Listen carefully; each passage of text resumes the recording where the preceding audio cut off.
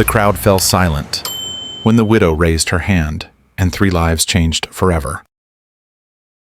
If you've ever stood in the bone-cutting cold of a winter morning in a frontier town, you know the sound of wind slipping between rows of wooden buildings, like metal scraping against metal, sharp and mean, calling to mind bad memories best left buried. That morning, the packed dirt square held a damp, creeping chill that seemed intent on crawling straight into your spine. And right in the middle of it all, folks had gathered around a raised wooden platform. Not for music, not for preaching, but to buy and sell human beings the way you'd bid on breeding stock. The auctioneer, a wiry man with a bent cowboy hat and a mouthful of yellow teeth, pitched his voice high, slicing through the wind like a knife, mocking the coins in every pocket. "Last lot of the day, folks," he hollered, dragging out the words like this was his favorite act. "1 Apache buck and 2 half-breeds tossed in for free. End of season sale, buy 1, get 2, can't beat that." On the platform, the Apache man stood tall, his wrists chained with a loose length of iron. He was lean, but his shoulders stayed square, as if hunger and cold had chewed at the flesh, but hadn't yet touched the bone. Long black hair hung to his shoulders, a few strands clumped with dust and frost, but the eyes, those were harder to forget. Black as a lake before a storm, the kind that strip you bare just by looking. Beside him, 2 mixed-blood children stood mud-faced. Cheeks hollow, bare feet drawn in tight against the cold. They didn't cry, didn't shiver, just clung to each other like letting go meant disappearing. Evelyn Carter stood in the crowd, her old wool coat brushing her ankles, a gray scarf looped at her neck. Widowed more than 2 years, living alone on a farm at the edge of town, she'd only come here this morning to buy rope and salt. But her feet had stopped here, at the sight of these souls being sold like sacks of potatoes. She hadn't planned on buying anyone. God knew she still hadn't finished paying for the new roof on the horse shed. Yet those eyes from the platform had locked onto her, hitting a piece of memory she thought she'd buried deep. Then he spoke, a single sentence in her mother tongue, a language Evelyn had never once let slip in this town. Just one word, but it was her name, spoken perfectly, every syllable right. Her heart skipped. He couldn't know. No way in the world. The auctioneer kept up his sneer, calling out numbers, hands going up, a few chuckles passing through the crowd. And then, as if her hand no longer belonged to her, Evelyn raised it. $7, she heard herself say. The man blinked, then grinned wide, like he'd just hooked a prize trout. 3 beats of "going once, going twice" rang through the frozen air, and the wooden gavel came down with a solid crack. "Sold!" Only after the gavel fell did Evelyn realize what she'd done. The crowd turned, eyes full of curiosity, disdain, and that sly amusement folks get when they've just watched somebody buy a lame mule by mistake. But when the Apache stepped down, head unbowed, the 2 children tight on his heels, Evelyn felt this headache might be different. And how different? Well, only God himself could say. The road from the town square to Evelyn's farm always felt longer on days when the wind rolled down from the northern mountains. The cold cut through wool and bone alike, and the frozen dirt road under the wagon wheels made a sound like stones tumbling in a wooden box. On Evelyn's old wagon, the Apache sat in the back bench, the 2 children wedged between him and the side rail, silent as carved figures. No sniffles, no whimpers against the cold wind, just wide eyes fixed on the empty stretch of prairie ahead, as if keeping watch over the whole world. Evelyn thought she ought to say something. Sometimes silence could be more dangerous than a loaded revolver. "What are the children's names?" she asked, keeping her tone even, as if this were nothing more than a hired ride. The Apache flicked her a brief glance and answered flatly, "They know." "Nothing more." She tried again. "Where did you come from?" "West," he said, low, firm, like splitting wood with a single stroke. Evelyn exhaled quietly. Talking to him was like knocking on a locked door that only let the wind answer. But even with so few words, she noticed the way he moved. When the wagon jolted through a pothole, His arm shot out in front of the child on the outside seat, steadying the little one before steadying himself. When they had to get down and lead the horse up a steep stretch, he sent the children ahead, hanging back behind them, his body a shield, his eyes sweeping the trail like a sentry on watch. Out west, folks like to say, if you want to know who really matters to a person, don't ask. Just watch who they put in front. And it was plain enough that, for this Apache, those two children were the whole world. When the wagon crossed the dry creek bed near the edge of her land, Evelyn caught the slight tilt of his head, his gaze lingering longer than usual. Just a few breaths, and then he turned away. But she noticed. "You've been here before?" she asked. He gave a small shrug, neither yes nor no. But moments later, as they rounded the bend toward the gate, his eyes caught on the row of old willows leaning over the road. This time, the corner of his mouth twitched. Not quite a smile, not a tight press of the lips. More like someone had just stirred awake an image long asleep. Evelyn felt it then, an invisible thread stretching between them, a thread neither had chosen to hold, yet pulling tighter all the same. She didn't press further, partly out of caution, and partly because she sensed that whatever answers there were, they belonged to a moment far from this wind-bitten road and the prying eyes of anyone passing. As the wagon rolled into the open space of the farmyard, the Apache, and Evelyn wouldn't learn his name, Dakota, until later, let his eyes travel as if he were stepping onto old ground after years away. He looked at the well, the leaning wooden corral, even the chip in the stone wall by the porch. Each detail held his gaze just a little too long, like it was already fixed in his memory long before Evelyn ever set foot here. She climbed down, unhitched the reins, yet couldn't shake the strange feeling in her chest that somehow all this was more familiar to him than to her. And if that were true, this story was never just about a bargain struck at a market.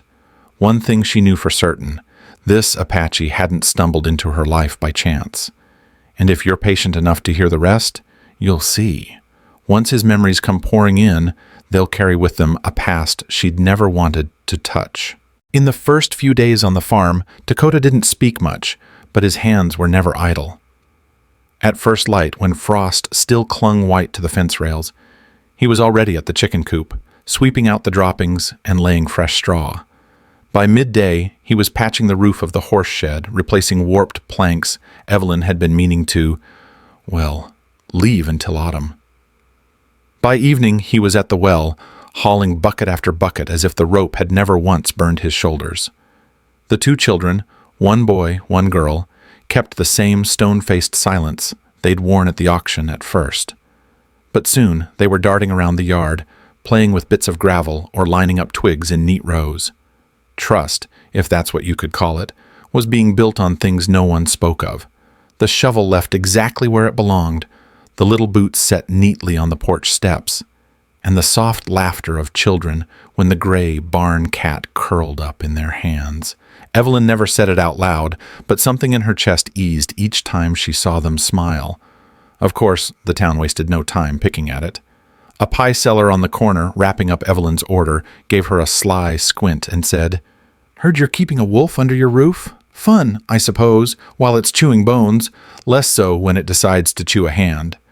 She left the rest unsaid, grinning that you-know-what-I-mean kind of grin.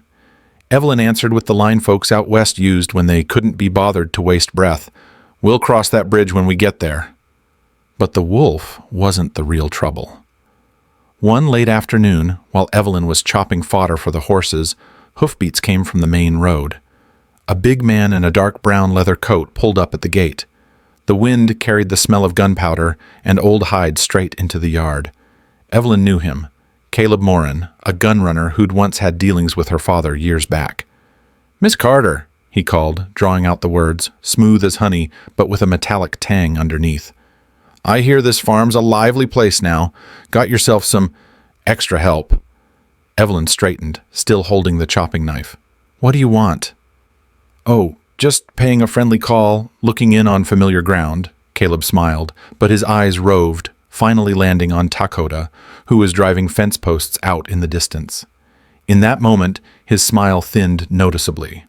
He nudged his horse a few steps closer, dropping his voice so only Evelyn could hear. "That Apache, I know him. Last time I saw him, he was lying in the middle of his village, surrounded by bodies. Blood dried on his face, but his eyes were still open. I thought he was dead." Evelyn frowned, but before she could speak, Caleb straightened in the saddle, voice louder now, as if they'd been discussing the weather. "Your father promised me a few things. Maybe we ought to sit down and finish that conversation." "My father's gone," she said tightly. "Debt doesn't die with him," he replied, the smile returning, this time darker than a sky right before the rain breaks. Dakota had already seen from beyond the fence and stepped into the yard. His eyes met Caleb's, and in an instant they both knew they remembered. Caleb tilted his head slightly, lips curling just enough, but said nothing more. He turned his horse, promising to come by for a proper talk real soon. The dust from his departure settled slow behind him, but Evelyn still felt the chill up her spine. She didn't yet know that the moment Caleb recognized Dakota, this farm had ceased to be the only place winter wind could find its way in. Real danger had just knocked on the door, and it wasn't the sort to knock twice. That night, the wind came down from the mountains like it meant to tear the roof clean off. Snow rattled against the windows, sometimes in a rush, sometimes in uneven bursts, like a hand knocking to be let inside. Inside, the fireplace burned hot, the faint resin-sweet scent of pine smoke curling lazily through the room. Evelyn sat in the rocking chair, a wool blanket draped across her knees, holding a cup of tea gone halfway cold. Across from her, Dakota sat hunched over, working the edge of a hunting knife, the firelight carving bright and shadowed lines across his sun-browned face, like cuts made by time itself. They didn't talk much, but the blizzard outside had a way of pinning people in place. Either share the company you had, or listen to the wind scream alone until you went half mad. Evelyn's voice was slow and low when she finally spoke, more like she was telling herself than telling him. "Ever meet someone," she asked, "and feel familiar with them, but not know why?" Dakota didn't look up. "Yes." She gave a faint smile, but it wasn't a happy one. "When I was little, I nearly drowned in the creek at the base of the western ridge. It was summer, but the water was running fast from the rains. I slipped, and there wasn't anyone close enough to hear me call for help. I just remember a hand grabbing my collar and hauling me onto the bank." Evelyn's eyes fixed on the flames. "It was an Apache boy. Didn't say a word. Just looked at me, then walked away. I never even got to thank him." Across the fire, the sound of the whetstone slowed for just a beat. "A year later," she went on, "I heard the Apache village nearby had burned. They said no one survived. I figured the boy must have—" She swallowed the rest, giving her head a small shake as if to chase the image off. Dakota set the knife down, his hand still resting on the carved hilt, thumb tracing the worn patterns along it. He didn't look at her, only asked, "Do you remember his face?" "Not clearly," she said, "only his eyes, like they'd seen straight through me." The silence that followed stretched longer than it needed to. Every pop from the fire was sharp in the stillness. Outside, the storm kept howling, but inside it was the kind of quiet strung tight as a bowstring. At last, Dakota lifted the knife again, drawing it slow and steady over the stone, his voice calm, almost casual, as if commenting on the weather. "Snow will be deep tomorrow. We should reinforce the barn roof." Evelyn blinked, the conversation turning as suddenly as a spooked horse in the trail. She didn't press further, but the tightness in her chest told her she'd just stepped past something important, only to let it slip away. Dakota bent over his work, the blade gliding across the stone in even strokes, though his eyes weren't truly on the steel. Maybe he was seeing that summer creek, or the burning lodges in the night. No one could say, and he wasn't planning to. But from that night on, Evelyn began noticing more. How Dakota sidestepped questions about where he'd lived before, how his pace slowed when they passed the trail west toward where the old Apache village had stood, and, most of all, That look in his eyes. The same look she'd thought lived only in her childhood memory. Still watching her. Still silent, and maybe still carrying a thank you left unsaid. That morning was bright, but cold. The kind of weather that tricks you into shedding your coat, only to have you shivering a minute later. Evelyn was in the yard, swinging her axe through firewood, when the sound of hoofbeats came from the main road. The rhythm was heavy, not the quick clatter of a man in a hurry, but a slow, deliberate pace, meant to let you know you were being come for. A sleek black horse stopped at the gate. In the saddle sat Caleb Moran, the arms dealer with a barrel-round gut and eyes that always seemed to be tallying what was left in your pocket. His dark leather coat was stained with old soot, and the wind carried the smell of gunpowder mixed with horse sweat. "Miss Carter," he called, his voice smooth as boiled sugar, but with the bite of someone used to giving orders. "I hear you're keeping something I'm interested in." Evelyn set the axe down, leaning both hands on the handle, narrowing her eyes. "If you mean my mule, she's not for sale." Caleb chuckled, showing yellowed teeth. "No, I'm talking about the Apache. Dakota, isn't it? I'll pay you twice what you spent at the auction." Evelyn folded her arms, her tone cooling. "He's not for sale, and I don't trade in people." Caleb shrugged, as if he'd expected nothing else. "Shame. But, keeping a man like that under your roof can bring more trouble than you think." He leaned in slightly, his gaze sharpening with something close to amusement. "Especially when that man survived, something no one was meant to survive." Evelyn was about to ask when the barn door creaked open. Dakota stepped out holding a bridle, his eyes still and deep as a winter lake. He didn't need to ask who this was. He looked at Caleb like he'd known the answer for years. Caleb tilted his head from the saddle, lips curling. "Been a while, hasn't it?" Dakota took a step forward, his voice low but steady. "Leave." Caleb laughed, the hollow laugh of a man who knows exactly where the wound is. "I still remember that fire, and you, lying in the ashes and bodies, eyes open, staring at me. You didn't say a word. I thought you wanted me to finish it, but I didn't shoot. I let you live, and now here you are, mending fences for a widow." Evelyn's eyes flicked to Dakota, but he didn't look back. "Off this land," Dakota repeated, not louder, but enough for Caleb to understand it wasn't a suggestion. Caleb sat upright again, patting the horse's neck. "I'll be back, and when I do, Carter, I hope you'll understand exactly what you've got in your house." He turned his horse, kicking up a swirl of dust, leaving the scent of gunpowder hanging in the air. Evelyn stood still for a moment, then looked at Dakota. What was that about? What does he want? "Nothing," Dakota said, his gaze fixed on the road. "Men like him always find something to buy." Evelyn knew that wasn't the truth, but also knew she wasn't getting more out of him now. The wind rolled down from the mountains again, sharper than before. Evelyn bent to pick up the axe, but the weight of the encounter still pressed in.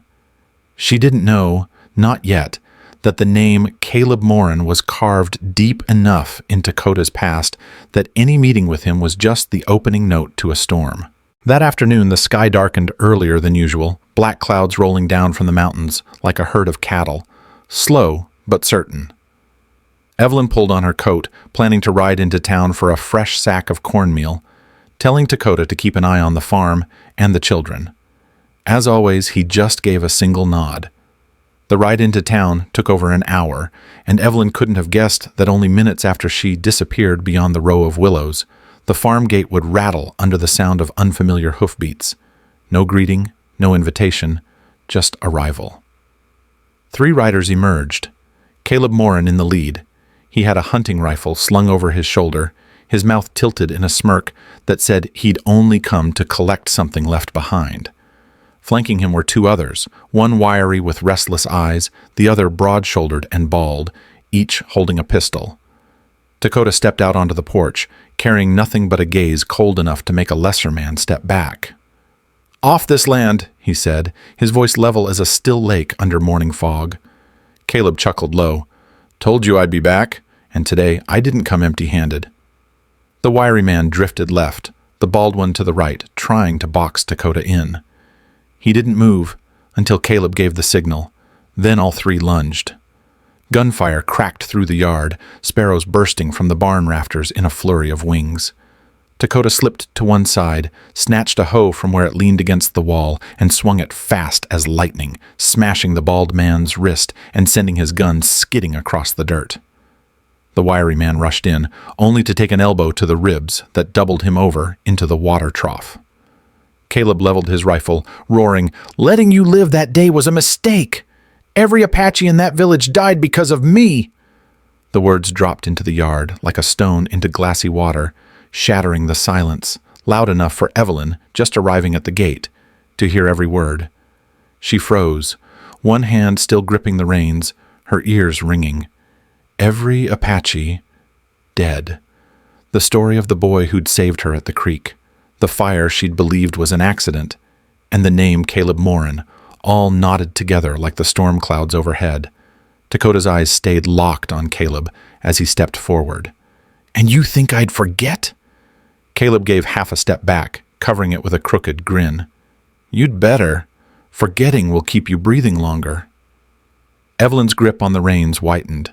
Caleb's words didn't just confirm that Dakota was the lone survivor of the massacre. They drove home another truth. Her own father had once done business with this man. Maybe he hadn't lit the match, but whatever debt they'd shared had never been just about money. Dakota lunged, wrenching the rifle from Caleb's hands and slamming him back into the fence. The other two scattered, scrambling for their horses and bolting down the road, leaving Caleb gasping at Dakota's feet. He didn't kill him, just tossed the rifle far out of reach and barked, "Go, before this land swallows you whole." Caleb staggered upright, brushing off his coat, his smile twisted. "We'll meet again." He swung into the saddle and vanished, his hoofbeats fading into the trees. Evelyn stepped into the yard, eyes fixed on Dakota. "What he said, was it true?" Dakota said nothing, his gaze drifting to the far fields, as if the answer lay somewhere beyond the horizon. A cold wind swept the yard, carrying with it the faint tang of gun smoke. Evelyn knew then, Caleb wasn't the only danger. Dakota's past had crossed her threshold for good, and it had brought the shadow of her father with it. That night, the farm was so quiet that the crack of the firewood in the stove sounded like a starter's pistol in the middle of the town square. The children were already asleep, their steady breaths tangled in their messy hair. Outside, the wind whispered through the willows, a soft rustling as if the whole land were listening. Evelyn sat at the table, her tea long gone cold. Dakota stood leaning in the doorway, his shadow cast on the wall like a question no one wanted to answer. "What Caleb said," Evelyn began, her voice low, "are you going to tell me, or should I keep guessing?" Dakota stayed silent for a moment, his eyes fixed not on her, but on his calloused hands. "I knew who you were, Carter, from the moment at the auction." Evelyn's eyes flickered. "Knew what?" "Knew your real name. Knew who your father was." He looked up then, his voice rougher. "I recognized you the moment I saw those eyes. The same as the day you were just a girl on the creek bank, shaking and soaked through, but still looking at me like I was a stranger." She drew in a deep breath but didn't interrupt. "I kept quiet," Dakota went on, "because I was afraid that if you knew your father was part of the deals that led to the night of blood in my village, you wouldn't be able to bear it. I didn't want to take from you what I'd already lost to him." Evelyn straightened in her chair, her hand gripping the table's edge. "You think I didn't know my father shook hands with men like Caleb?" Dakota didn't answer, but his eyes said enough. She gave a small, humorless smile. "The truth is, that's exactly why you and the children are being hunted. Caleb's after you not just because of the massacre, but because of the debt he says hasn't been paid. The debt my father left behind, and I'm the one holding it now." The fire in the stove flared and fell, stretching their shadows longer across the wall. "So," Dakota said slowly, "we didn't meet at that auction by chance." Evelyn nodded, her gaze never leaving his. "I didn't buy you to keep help. I bought you because I saw a chance to undo, even a little, what my father did." He stepped closer, the floorboards creaking beneath his weight. And I stayed, not because I had nowhere else to go, but because I wanted to believe not everyone named Carter was like him. A long silence settled, thick as mountain fog before sunrise. Evelyn's voice dropped to a whisper, as if afraid the children might wake. Maybe we both bought each other that day, not with money, but with a chance to stop running from the past, just once. Dakota looked at her for a long moment, then gave a slight nod. No smile, but something in his eyes eased, just a little. Outside, the wind had gone still. Snow had begun to fall, white flakes drifting down as if trying to cover every footprint. But in that small room, they both knew they'd just stepped into new ground, where neither owed the other anything, except the promise not to hide anymore. The news came on a spring afternoon, when the last of the snow had melted from the barn roof and the earth was beginning to soften again. An Apache rider approached from the south, a small flag tied to his lance, a signal of invitation, not war. He was of Dakota's own tribe, his long hair neatly braided, his black eyes clear and bright as still water. After speaking a few words in Apache, the rider departed, leaving Dakota standing in the yard, his hand clenched around the scrap of cloth, as if holding a heartbeat that hadn't decided which way to go. Evelyn stepped out onto the porch. "What is it?" Dakota looked up. "The tribes invited me back. Their land is safer now." The pause between them was like wind caught between two tree trunks. Evelyn didn't speak, just nodded once, then turned back inside to resume mending Peter's sweater. She knew this was the kind of invitation any Apache who had lost everything might dream of. All afternoon, Dakota couldn't stay still.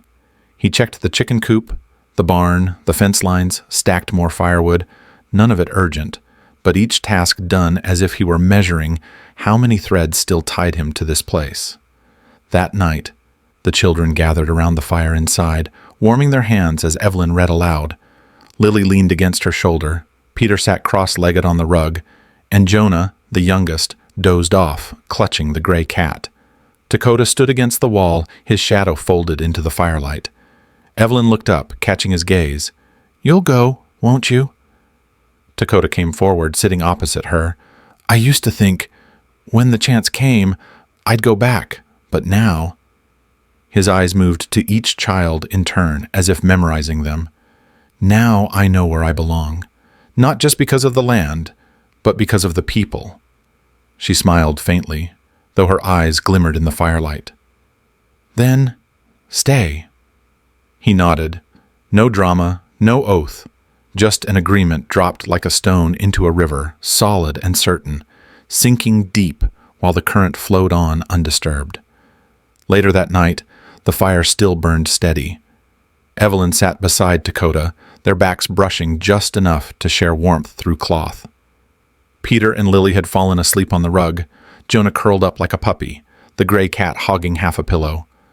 Dakota poked gently at the embers, sparks spiraling into the dark. He looked around, drawing in the scent of smoke and the faint trace of fresh cornbread still hanging in the air. Evelyn let her head rest lightly on his shoulder without a word. Outside, the night wind carried the far-off howl of the open range. But inside the cabin, there was only the steady breathing of the children and the soft crackle of burning wood. If that last story touched something inside you, then let the next one take you even deeper, to an ending you won't forget anytime soon. Click the video on the screen